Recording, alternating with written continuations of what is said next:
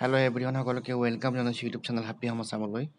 আজিৰ এই ভিডিঅ'টিৰ জৰিয়তে অসমৰ 2খন জিলাৰ কস্তুৰবা গান্ধী বালিকা বিদ্যালয়ত শিক্ষক নিযুক্তিৰ কাৰণে যিটো ৰিক্ৰুইটমেণ্ট এডভাৰটাইজমেণ্ট ওলাইছে সেই এডভাৰটাইজমেণ্ট এটা শ্বেয়াৰ কৰিব বিচাৰিছোঁ। প্ৰথমতে আমি চাম দৰং ডিষ্ট্ৰিক্টৰ এডভাৰটাইজমেণ্টটো। ইয়াত দেখিছে আপোনালোকে এংগেজমেণ্ট ইন কস্তুৰবা গান্ধী বালিকা বিদ্যালয় আণ্ডাৰ সমগ্ৰ শিক্ষা দৰং।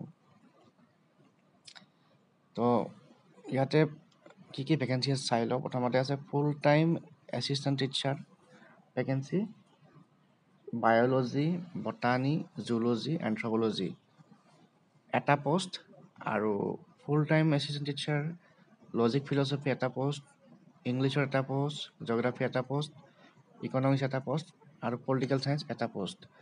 আৰু কোৱালিফিকেশ্যনটো আপোনালোকে জানে, master degree in concern subject, তাৰ লগত BEd প্লাছ হাই ছেকেণ্ডাৰী টেট আৰু এক্সপিৰিয়েঞ্চ থকা হ'লে প্ৰিফাৰেঞ্চ পাব। আৰু যদি হাই ছেকেণ্ডাৰী টেট পাছ কৰা কেণ্ডিডেট নাথাকে তেতিয়াহ'লে কোৱালিফিকেশ্যন হ'ব আপোনাৰ master degree in concern subject with BEd and experience থকাসকলে প্ৰিফাৰেঞ্চ পাব।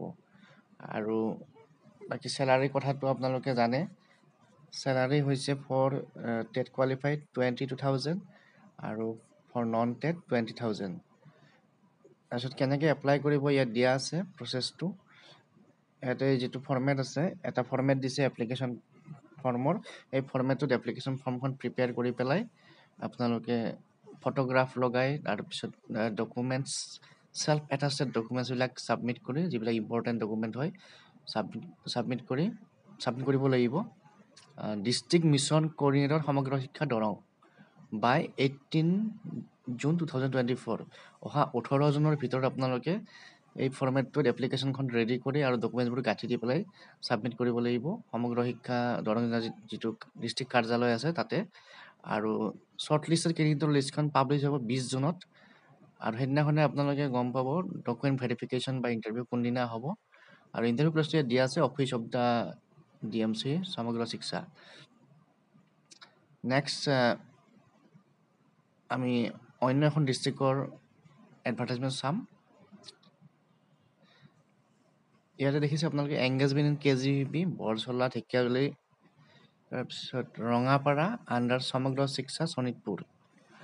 আৰু ইয়াতে কি ভেকেঞ্চি আছে আমি চাই ল'ম। প্ৰথমতে আছে ফুল টাইম এছিষ্টেণ্ট টিচাৰ ছায়েন্সৰ ভেকেঞ্চি আছে, জুলজি, ফিজিক্স, কেমেষ্ট্ৰি দুটা পোষ্ট। আৰু কোৱালিফিকেশ্যনটো জানে আৰু আগত যেনেকুৱা আছিল। তাৰপিছত পাৰ্ট টাইম এছিষ্টেণ্ট টিচাৰৰ এটা ভেকেঞ্চি আছে এডুকেশ্যনৰ, আৰু ইয়াৰো কোৱালিফিকেশ্যন ছেইম আগৰ এডভাৰটাইজমেণ্টৰ নিচিনা।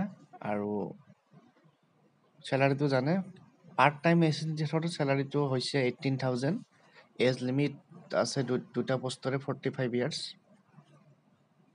তাৰপিছত নেক্সট কেনেকৈ এপ্লাই কৰিব, ইয়াত ফৰ্মেটটো দিয়া আছে, আগৰ নিচিনা এপ্লিকেশ্যন ফৰ্মেট এটা দিয়া আছে। এই ফৰ্মেটটোত আপোনালোকে ডকুমেণ্টছ ৰেডি কৰি এপ্লিকেশ্যন ৰেডি কৰি ছাবমিট কৰিব লাগিব district mission coordinator office SSA Sonitpur Tezpur by 19 June. 19 জুনৰ ভিতৰত আপোনালোকে ছাবমিট কৰিব লাগিব। আৰু যিটো শ্বৰ্ট লিষ্টেড কেণ্ডিডেটৰ লিষ্ট পাব্লিছ হ'ব 20 জুনত। আৰু সেইদিনাখন আপোনালোকে গম পাব ইণ্টাৰভিউ বা ডকুমেণ্ট ভেৰিফিকেশ্যন কেতিয়া হ'ব। গতিকে